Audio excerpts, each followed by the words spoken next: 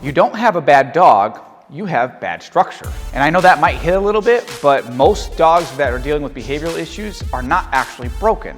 They're happening because the dogs have way too much freedom, no clarity, and absolutely zero consistency from their owners. Now, I'm a professional dog trainer who specializes in behavior modification, working with dogs all the time that struggle with anxiety, fear, reactivity, aggression, and resource guarding. And let me tell you one thing really clearly.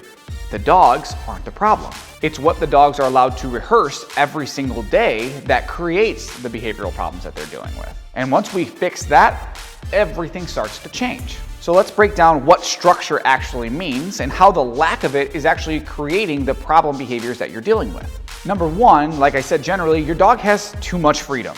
Your dog is allowed to do basically anything it wants in the house.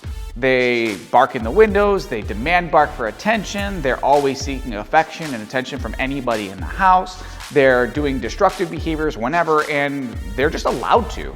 They follow you everywhere in the house, there's no structured downtime, they have no idea what they're actually supposed to be doing. I know that might make you feel good giving them all that freedom, but that's not really freedom, it's just confusion. Your dog has absolutely no idea what they're supposed to be doing, and they're just roaming around the house following whatever intrigues them in that moment. As a heads up, as you probably already noticed, most of the things that intrigue them, such as things going out the window, getting into things, you're not gonna like those behaviors. So how do we fix that? We implement more structure. Your dog's freedom in the house should be structured and earned. You can accomplish this in many different ways. You can use a crate, you can use a gate, you can use tethering, you can use structured place work. Reminder, this is not punishment, this is just giving your dog concrete ideas of what they are supposed to be doing in that moment. That's clarity, it's not punishment. Because if your dog has unlimited freedom with no direction, no input from you, they're gonna end up making their own decisions with that freedom.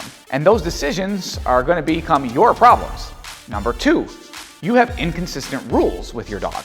One day your dog's allowed on the furniture and the next day they're not.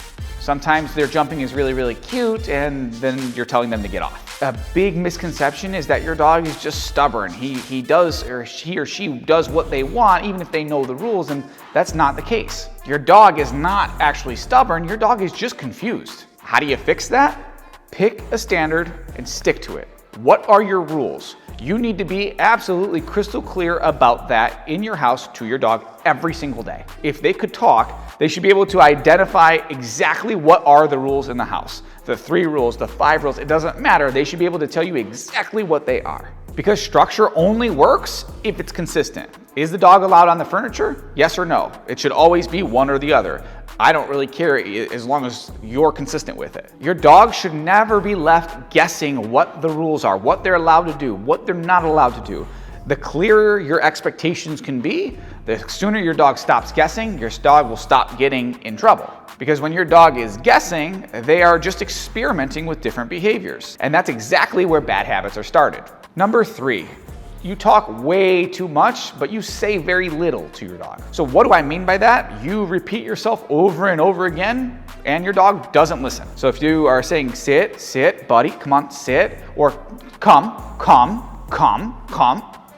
and your dog's not actually doing these behaviors, you're just doing more harm than you are good. You are asking your dog to do behaviors and you're not following through on them, so what is the dog learning in that situation? It's pretty simple. The dog is learning, I don't have to listen to any of this. These are merely suggestions if I would like to listen to them. How do you solve this relationship problem where you are talking to your dog all the time, but your dog doesn't listen? You have to talk less and start saying more. That means give commands that you can enforce. Have a leash on your dog more often in the house can be really, really helpful. So if you tell your dog to sit, and they don't, use the leash. Make them sit before they go out the door or before they get their food. Those are just examples, but you can see where you actually are telling your dog to do something, they don't do it for whatever reason. Maybe they're excited or maybe they just say no thanks. And then you make them do it. Then all of a sudden your words start to matter to them. Say it once, mean it, and follow through. Say what you mean and mean what you say. Your dog understanding that you say things one time and then you enforce what you say builds clarity. And clarity beats repetition every single time. Number 4, Your dog has no off switch. This means that your dog is constantly on. There are what I call stimulation seekers. They're always looking to do something because doing anything is better than doing nothing. And then people will come to me and say, Bill, my dog cannot settle down. They always are barking, demanding, doing something. They always need to be doing something. I always have to have a lick mat, a Kong, a bone, a toy. Something has to always be stimulating my dog, or I need to be touching them, and my dog can't settle. And what I always tell my clients is that it's not that they can't settle, it's that you've never taught them how. You've never made them do it. You've always given them an alternative option, and that's exactly why they are the way that they are. So you need to teach your dog how to intentionally relax. So this could be structured place work, this could be tethering, this could be crating, this could be gating, this could be using a leash more in the house, and really just not always trying to provide your dog with something to do. I'm not saying here that you should not exercise your dog. Obviously, proper fulfillment, mental and physical, trumps everything. If you're not doing that, getting your dog to settle and have an off switch is going to be impossible. But once you've done that, once you've met your dog's physical and mental needs, it's time to teach them how to calm down and have structured rest time. It's just as important. Because at the end of the day, a dog that cannot settle in your presence will absolutely not settle in your absence. Number 5, the one that's probably the hardest for everyone to wrap their head around, is too much emotional decision making. You feel bad putting the dog in the crate. You feel bad using a leash in the house. You feel bad telling them no. You feel bad having structure, rules, and boundaries. So instead, you just avoid it. You never tell your dog no.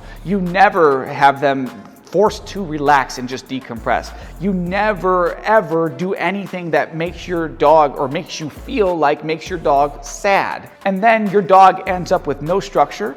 They don't know how to listen. They become filled and riddled with problematic behaviors. They're usually anxious, they're bratty, they're whiny, they're reactive, potentially even aggressive.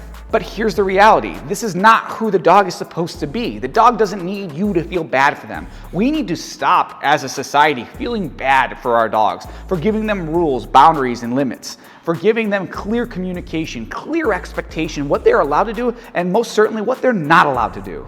Your dog just needs you to be clear. What behaviors get them reward, the things they like, and what behaviors get them consequences and things they don't like. Because if you can clearly define that for your dog, where your dog knows exactly how to get reward and exactly how to get in correction and get in trouble, what do you think they're going to pick? You need to start making decisions for your dog based on what they need, not based on what makes you feel better about it in the moment. Your dog needs structure. Your dog needs clarity. Structure and clarity is how you create stability. And stability is what dogs are looking for. That's what helps them actually improve. Your dog's problematic behaviors are due to your lack of guidance, your lack of structure, your lack of rules. That means you can change that. You are absolutely in control of creating your dog's behavioral change. You can help them do better. But again, this all starts with you. This is something I tell my clients all the time. Your dog will be good with me. I know exactly what I'm doing. I know how to create boundaries. I know how to clearly communicate.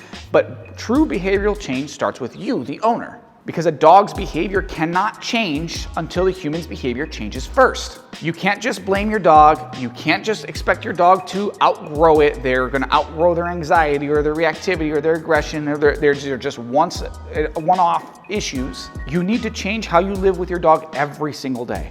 If you start implementing clear structure, I promise you, you will see a difference in your dog's behavior overall. You might not like it. You might not like that you have to change the way that you live your life, but that is what your dog needs you to do in order to be successful. If this video hit home at all, drop a comment. Let me know exactly what you're struggling with. Tell me exactly what it is, and I will see what I can do to help you. And if you want more videos where someone tells you exactly what's wrong, exactly how to fix it, and doesn't fluff around, no BS, then hit subscribe. This is your channel. I'm the Big Dog Guy, and I'll see you in the next one.